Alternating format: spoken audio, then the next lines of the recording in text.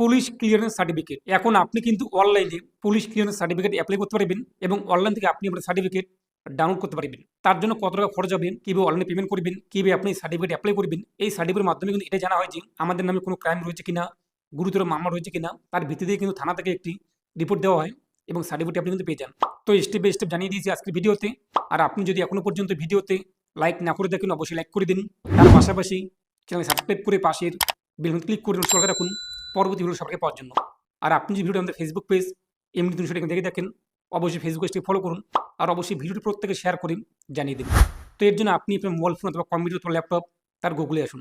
তো গুগলে এসে আপনি সার্চ করুন MD360 নিউজ লিখে। তো আপনি যখনই সার্চ করবেন MD360 নিউজ লিখে, প্রথমে পেয়ে যাবেন md360news.com। এখানে আপনি ক্লিক করুন। এরপর উপরে আপনি দেখতেই পাচ্ছেন মেনু বার অথবা সার্চ বার, যেখানে এক জায়গায় ক্লিক করে সার্চ করুন পিসিসি লিখে। আপনি যখনই সার্চ করবেন তীর চিহ্নে সার্চ রেজাল্ট চলে আসবে, দেখতেই পাচ্ছেন police clearance certificate online apply যে লিঙ্কটি, এখানে আপনি ক্লিক করুন। আর্টিকেলে চলে আসবে, ভালোভাবে আপনি পড়ে নেবেন। তারপর নিচে আপনি চলে আসবেন। তো সরাসরি আপনি দেখতেই পাচ্ছেন যে police clearance certificate online apply যে লিঙ্কটি, এই লিঙ্কে আপনি ক্লিক করুন। আপনার সামনে কিন্তু ওয়েবসাইটে চলে আসবে। তো আমাদের সামনে কিন্তু পিসিসি সার্টিফিকেট অ্যাপ্লাইয়ের পোর্টালটি চলে আসবে। এই যে উপরে অ্যাপ্লাই ফর পিসিসি, এখানে আপনি ক্লিক করুন। এরপর আপনি আপনার মোবাইল নাম্বার, তার আগে এই যে বক্সে টিকমার্ক করে মোবাইল নাম্বার বসিয়ে দিন, 10 সঙ্গে আপনার মোবাইল নাম্বার। তারপর সেন্ড ওটিপিতে ক্লিক করতে আপনার মোবাইলে ওটিপি আসবে, তা বসিয়ে আপনি ভেরিফাই করে নেবেন। তো ভেরিফাই করতে আমাদের সামনে কিন্তু ড্যাশবোর্ড চলে আসবে। তো দেখতেই পাচ্ছেন ড্যাশবোর্ডে বিভিন্ন অপশন। তো এই যে নিউ অ্যাপ্লিকেশন, তার নিচে রয়েছে ক্লিক হার, এখানে আপনি ক্লিক করুন। পরবর্তী পেজে যে ব্যক্তির আপনি সার্টিফিকেট চাচ্ছেন এবং সার্টিফিকেট অ্যাপ্লাই করবেন, এই যে নিচের বক্সে টিকমার্ক করে তার আধার কার্ড নাম্বার বসিয়ে দিন। 12 সঙ্গে আধার কার্ড নাম্বার উল্লেখ করার পর সেন্ড ওটিপি এখানে ক্লিক করুন। আধার কার্ডে যে মোবাইল নাম্বার লিঙ্ক রয়েছে সেই মোবাইল নাম্বার ওটিপি আসবে, ওটিপি বসিয়ে আপনি ভেরিফাই এখানে ক্লিক করুন। তো আমাদের সামনে কিন্তু আধার কার্ডের তথ্য অনুযায়ী বাকি তথ্যগুলো চলে আসবে, দেখতেই পাচ্ছেন। আধার কার্ডের ফটো, এর পাশাপাশি আধার কার্ডে কি নাম, গার্জিয়ান নেম, অ্যাড্রেস কী রয়েছে, তা এখানে আপনি দেখতেই পাচ্ছেন, ডেট অফ বার্থ ইত্যাদি বিষয়গুলো। তো এখানে আমাদের কিন্তু বাবার নাম অথবা মায়ের নামের ঘরটি ফাঁকা। তো এখানে আপনি আপনার বাবার নাম অথবা মায়ের নাম কার নাম রাখতে চান তা উল্লেখ করে দিন। এরপর যদি আপনি বিয়ে করে থাকেন, স্বামীর নাম অথবা স্ত্রীর নাম উল্লেখ করে দিন। তারপর ইমেল আইডি, আপনার জিমেল আইডি এখানে বসিয়ে দিন। যদি আপনার পাসপোর্ট থাকে তো পাসপোর্ট নাম্বার উল্লেখ করুন, যদি না থাকে আপনি এটা ফাঁকা রাখুন। তারপর নিচে স্থায়ী ঠিকানা, তো আধার কার্ডে যে ঠিকানা রয়েছে সেই ঠিকানা এখানে চলে আসছে, দেখতেই পাচ্ছেন। তো আপনি এই ঠিকানায় কদিন ধরে বসবাস করছেন। তো এই যে নিচে আপনি দেখতেই পাচ্ছেন যে পিরিয়ড ডেট, এখান থেকে আপনি জানুয়ারি, তো আপনি ভাই এখন যা হয়ে থাকে সে মাসটি উল্লেখ করে দেবেন। এবং ইয়ারের এখানে আপনি দেখতেই পাচ্ছেন যে ইতিমধ্যে 2021 রয়েছে, তার কিন্তু একতে বেশি নেই, 2009 কিংবা ইত্যাদি নেই। তো এখানে আমরা 2021 এটা সিলেক্ট করলাম এবং বর্তমান যে সময়কাল মার্চ 2026 সেটা দেখতেই পাচ্ছেন চলে আসছে এখানে। এটা আপনি এরকম রেখে দেবেন, কোনো সমস্যা নেই। তারপর যদি আপনাদের প্রেজেন্ট অ্যাড্রেস এবং পাঠানোর অ্যাড্রেস স্থায়ী ঠিকানা এবং বর্তমান ঠিকানা একই হয়ে থাকে, এই বক্সে টিকমার্ক করবেন। আর যদি আলাদা হয়ে থাকে এটি আপনি আনটিক রেখে ফিল আপ করে নেবেন। আমাদের যেহেতু একই রয়েছে এই বক্সে আমরা টিকমার্ক করলাম, বাকি ঘরগুলো আমাদের ফিল আপ করতে হবে। বাকি বলতে ডিস্ট্রিক্ট, এরপর আপনাদের লোকাল পুলিশ স্টেশন, এরপর আপনি গ্রাম পঞ্চায়েত, পোস্ট অফিস, এগুলো আপনি এখানে উল্লেখ করে দেবেন। আর আপনার যদি বাড়ির নাম্বার জানা না থাকে তো এই যে হাউস নং, এই ঘরটি আপনি ফাঁকা রাখবেন।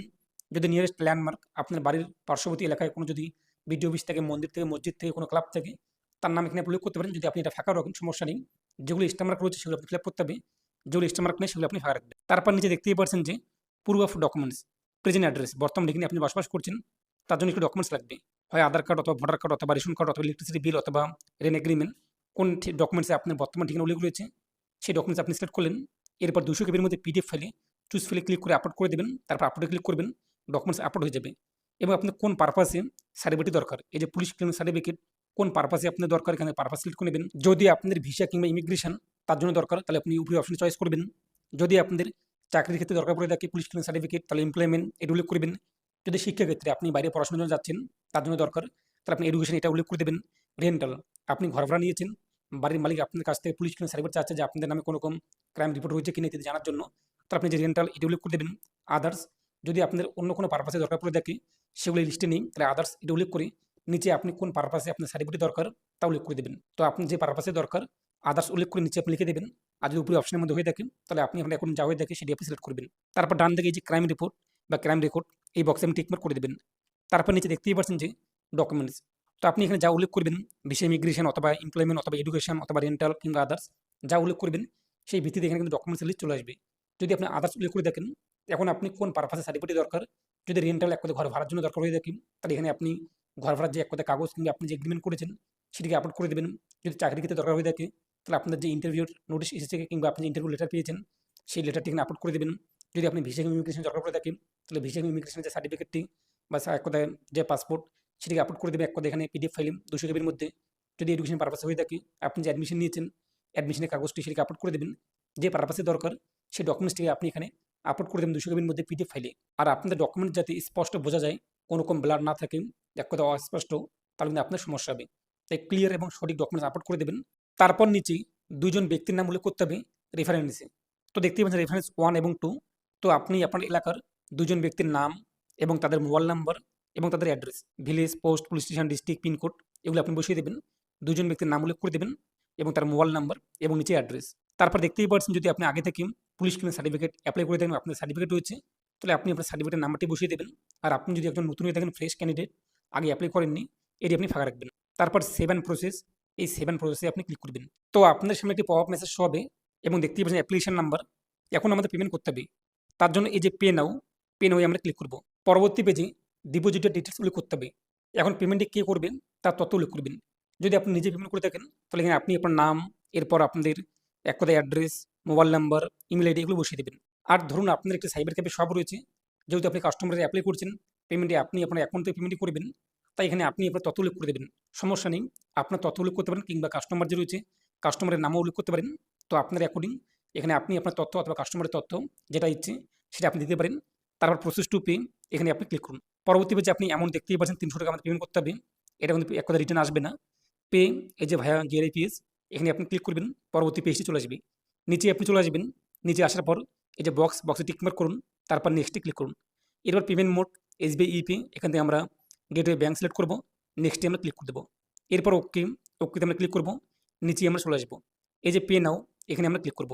ব্যাঙ্কের গেটওয়ে চলে আসবে, এখানে আপনি ডেবিট কার্ড, ক্রেডিট কার্ড অথবা ইউপিআই আইডি অথবা নেট ব্যাঙ্কিং ইত্যাদির মাধ্যমে পেমেন্ট করতে পারবেন। তো আপনি আপনার অ্যাকর্ডিং কীভাবে পেমেন্ট করতে চান সেটা সিলেক্ট করবেন এবং পেমেন্ট করে দেবেন। তো যখনই আপনি পেমেন্ট করে দেবেন, আপনার সামনে কিন্তু চালান কপি চলে আসবে, দেখতেই পাচ্ছেন। এখান থেকে আপনি আপনার পেমেন্টের চালান কপি ডাউনলোড করে নেবেন। তার পাশাপাশি আপনি কিছুক্ষণ ওয়েট করবেন, অটোমেটিক রিজেক্ট হয়ে আপনার সামনে কিন্তু পরবর্তী পেজে চলে আসবে। তারপর গো টু ড্যাশবোর্ড, এই গো টু ড্যাশবোর্ডে আপনি ক্লিক করবেন, ড্যাশবোর্ড চলে আসবে। তো আপনি যে অ্যাপ্লাই করেছেন বর্তমানে আপনাদের পেন্ডিংয়ে রয়েছে, এখান থেকে আপনি দেখতেই পাচ্ছেন অ্যাপ্রুভাল পেন্ডিং। মোর ইনফো থেকে আপনি আরও বিষয় জানতে পারবেন। যখন অ্যাপ্রুভ হয়ে যাবে, আপনি এখানে সার্টিফিকেট ডাউনলোড করতে পারবেন। এই যে ভিউ অ্যাপ্লিকেশন, এখানে ক্লিক করে আপনি আপনার অ্যাপ্লিকেশন কপি এটাকে প্রিন্ট করে কাস্টমারকে দিয়ে দেবেন। আপনি যে অ্যাপ্লাই করলেন তার তথ্য আপনি দেখতেই পাচ্ছেন। এর পাশাপাশি যদি আপনাদের পেমেন্ট ফেল হয়ে যায়, টাকা কেটে নেয়, এই যে পেমেন্টের অপশন, এখানে আসার পর আপনি রিভেরিফাই করে নেবেন। এবার পেমেন্টকে আরেকবার রিভেরিফাই করবেন, এখানে অপশন পেয়ে যাবেন। আপনার সামনে কিন্তু পেমেন্ট ভেরিফাই হয়ে যাবে। যখন সার্টিফিকেট অ্যাপ্রুভ হয়ে যাবে, এই যে দেখতেই পাচ্ছেন সার্টিফিকেট, এখানে সার্টিফিকেটে চলে আসবে। এরপর এখান থেকে আপনি কিন্তু ডাউনলোড করতে পারবেন। আর আবেদন করার অনেক দিন হয়ে গেলেও কিন্তু আপনার সার্টিফিকেট ইস্যু হচ্ছে না, তাহলে আপনি আপনার নিকটবর্তী লোকাল থানা সেখানে গিয়ে যোগাযোগ করবেন, আপনার কিন্তু সহায়তা পেয়ে যাবেন।